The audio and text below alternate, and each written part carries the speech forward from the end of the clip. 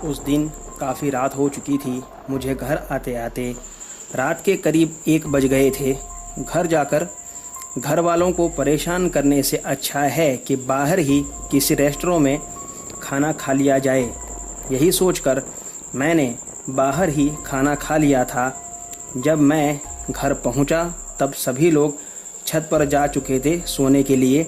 मैं भी हाथ पैर धोकर छत पर सोने के लिए चला गया, लेकिन मुझे गर्मी की वजह से नींद नहीं आ रही थी, तो मैंने सोचा कि लाओ थोड़ा लटार ही मार ली जाए।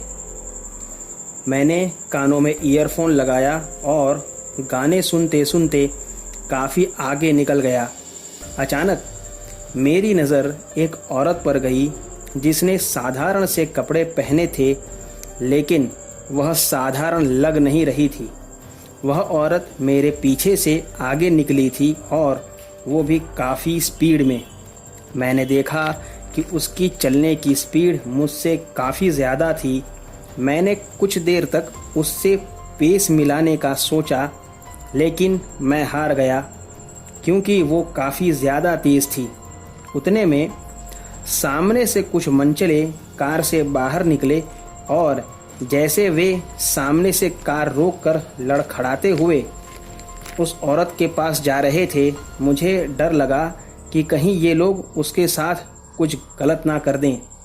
मैं चिल्लाते हुए उनके पास दौड़ा ही था कि उन लोगों ने उस औरत का हाथ पकड़कर अपनी कार की तरफ खींचना चाहा, लेकिन तभी जिसने उस औरत का हाथ पकड़ा था उस आदमी की ज़ोर से चिल्लाने की आवाज़ आई और मैंने देखा कि उस आदमी को उस औरत ने गला दबाकर हवा में उठा दिया है। यह देखकर मैं काफ़ी हैरान हो गया कि कितनी ताकत है इस लेडी में। मेरे उन लोगों के पास पहुंचने के पहले ही उस औरत ने उस आदमी का गला मरोड़कर उसे मार डाला था और दूसरे आदमी का हाथ उखाड़ दिया था। फिर भी मैं समझ नहीं पाया कि वह कौन है। बाकी के दोनों मनचले डर के मारे अंधेरे में कहीं भाग गए चिल्लाते हुए, और जैसे ही मैं वहां उस औरत के करीब पहुंचा, मैं पसीना पसीना हो गया उसे देखकर, क्योंकि वह कोई साधारण औरत नहीं थी, लेकिन मृत्यु की साक्षात मूर्ति थी। उसका भयानक चेहरा देखकर मेरी आंखें फटी की फटी रह गईं।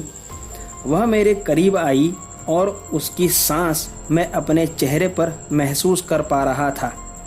वह मेरी आंखों में ध्यान से देख रही थी, फिर अचानक से वहां से गायब हो गई और मैं बुत बनकर वहीं खड़ा रहा कुछ देर। उसके बाद उस सन्नाटे को तोड़ती उन दोनों मनचलों की आवाज़ ने मेरे होश ठिकाने लाए और मैं वहां से तुरंत घर की तरफ दौड़ा और सीधा छत पर जाकर सो गया। ये बात करीब 4 साल पुरानी है, लेकिन अभी भी वैसी ही ताज़ा है मेरे दिमाग में। एक दिन बाद मैंने पेपर में पढ़ा कि पुरानी शमशान के रोड पर 4 दोस्तों के बीच हुई तकरार में 3 लोगों की मौत और 1 फरार। लेकिन सच तो मैं जानता था कि वहाँ हुआ क्या था और वह चौथा कहाँ चला गया होगा, ये तो मैं अंदाज़ा भी नहीं लगाना चाहता। दोस्तों, आज की कहानी में बस इतना ही।